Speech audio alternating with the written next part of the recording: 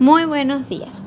Nuestro grupo está conformado por Carlos Luis Medina, Luis Bigot y mi persona María Fernanda Pacheco. Y les vamos a hablar un poco sobre el tiempo histórico de Castro y Gómez. Fue un hombre valiente que tuvo gran reconocimiento dentro de los personajes más ilustres de la historia de Venezuela. Su gran pasión por la política lo llevó a incursionar con más ahínco hasta lograr ocupar cargos muy importantes, dentro de los cuales obtuvo el de diputado, que le impulsaría hasta llegar a ser gobernante del país. Es tan imperioso como Eleazar López Contreras y Juan Crisóstomo Falcón, ilustres de la patria que merecen ser recordados. Fue presidente de Venezuela entre los años 1899 y 1908. Asimismo fue conocido como el Cabito, traducción del apodo que Le Petit Caporal, con el cual se designaba a Napoleón. Se casó con Zoila Rosa Martínez y tuvieron una hija a la cual llamaron Rosa.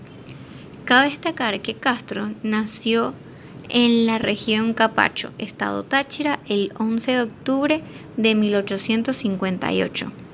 Sus padres fueron doña Pelagia Ruiz y José del Carmen Castro, quien era granjero.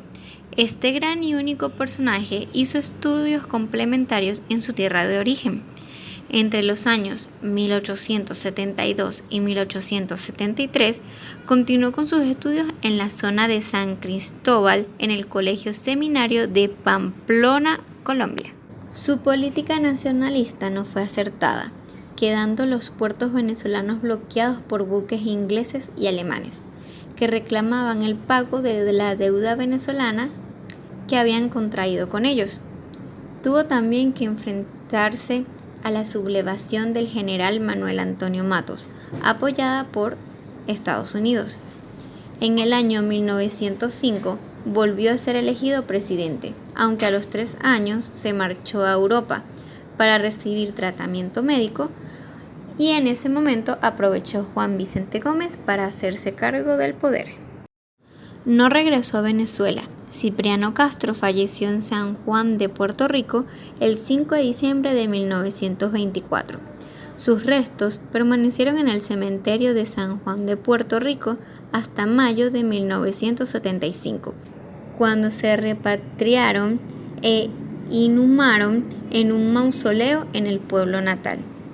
El 14 de febrero del 2003 fueron trasladados al Panteón Nacional. La figura de Cipriano Castro ganó en muchas ocasiones simpatía de propios y extraños, pero también enemistades. Igualmente ocurrió con los medios de comunicación.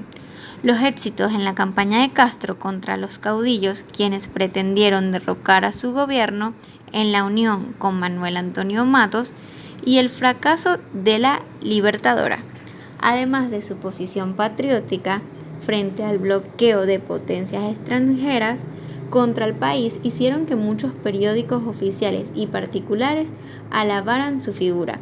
El Constitucional y la Restauración Libertadora, prensas de Caracas que se encargaban a diario de ello. Adjetivos como el epónimo, el siempre invicto, el salvador de la patria, el San Jorge armado del honor nacional, eran recurrentes en las páginas de los diarios. Juan Vicente Gómez. La Mulera, 1859, Maracay, 1935. Político y militar venezolano, presidente de Venezuela entre 1908 y 1935. Nació en el seno de una importante familia de hacendados andinos que habitaban en la finca La Mulera, en el estado Táchira. Hombre robusto, de temperamento recio y vernáculo, como también lo fue su compadre Cipriano Castro, con quien inauguraría para Venezuela la saga de los andinos en el poder. Creció con las astucias y los privilegios de primogénito de una pródiga familia de 12 hermanos, de quienes al morir su padre en 1883 se haría cargo. Tras la guerra civil eternizada en la nación bajo la forma de revoluciones políticas que se sucedían unas a otras, entre las múltiples fragmentaciones de los tradicionales partidos liberal y conservador, a raíz de una querela entre dos fracciones del liberalismo amarillo tachirense, Gómez conoció a su gran compañero de armas y amigo, el coronel Cipriano Castro. El fabulario de la relación que existió entre ambos roza por muchos ángulos el costumbrismo de las grandes familias de la región andina. Junto a este nuevo compadre, Juan Vicente Gómez se formó como estratega militar en 3 importantes campañas, hasta convertirse en el gran pacificador de Venezuela, como ya lo reconociera la población en 1903. La primera de ellas ocurrió en el contexto de la Revolución Legalista, 1892, encabezada por Joaquín Crespo en contra del presidente Raimundo Andueza Palacio, durante la cual Gómez ingresó en el Estado Mayor del Ejército de Castro, entonces diputado ante el Congreso por Táchira, como coronel y encargado de la logística en la defensa de la región y frente a los revolucionarios. La derrota y el exilio hacia tierras de la frontera colombiana fue el destino que le tocó vivir a ambos. Casi rozando el cambio de siglo, el 23 de mayo de 1899, las circunstancias fueron propicias para que Juan Vicente Gómez se animara a seguir a Castro, en calidad de general y segundo jefe expedicionario, en su fructífero intento de tomar la plaza de Caracas bajo la bandera de la Revolución Liberal Restauradora. El trayecto, iniciado en Táchira, atravesó Mérida, Trujillo, Lara, Yaracuy y Carabobo, y culminó el 22 de octubre en la ciudad capital. A Gómez le tocó ejercer varios cargos de índole militar y administrativo, tanto en Caracas como en Táchira, hasta que la Asamblea Constituyente propuesta por el nuevo gobierno restaurador lo nombró en febrero de 1901 segundo vicepresidente de la República, siendo Cipriano Castro nombrado presidente y Ramón Ayala primer vicepresidente. Gómez fue nombrado definitivamente primer vicepresidente de la República para el periodo 1905-1911. En noviembre de 1908, el general Castro debió abandonar el país por problemas de salud y Gómez quedó en el ejercicio de la presidencia provisional. El 19 de diciembre del mismo año, Juan Vicente Gómez, junto a sus aliados y bajo el pretexto de un atentado, dio un golpe de Estado. Las medidas de primer orden estuvieron orientadas a contener la posible sublevación de las fuerzas opositoras.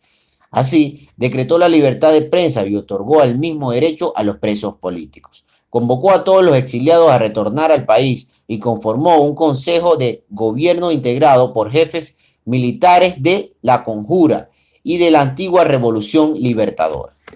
Periodos de la dictadura de Gómez. Desde el 19 de diciembre del año 1908 hasta el 5 de agosto del año 1913 fue el primero. Desde el 24 de junio de 1922 hasta el 30 de mayo de 1929 fue el segundo.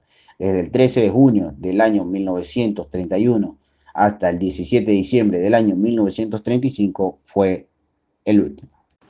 El 27 de abril del año 1910, el Congreso Nacional lo designó presidente constitucional para el periodo 1910-1914. Hasta 1913 puede decirse que Juan Vicente Gómez se dedicó a construir un gobierno de contención en el que, aparte de lo necesario para controlar la oposición, dispuso por decreto en 1910 la creación de la Academia Militar como base de un ejercicio nacional, que a la postre pondría término definitivo al sistema de ejércitos privados controlados por los caudillos regionales. A partir de 1913, cuando Gómez decidió prolongar el periodo presidencial a 7 años, desconocer las elecciones y expulsar a todos los antiguos líderes del Consejo de Gobierno bajo la supuesta amenaza de invasión por parte de Cipriano Castro, se inició el verdadero proceso que caracterizó la época gomecista. Su permanencia en el poder se prolongó hasta 1935, dividida en 3 periodos constitucionales. Juan Vicente Gómez murió de una enfermedad en la próstata el 17 de diciembre del año 1935.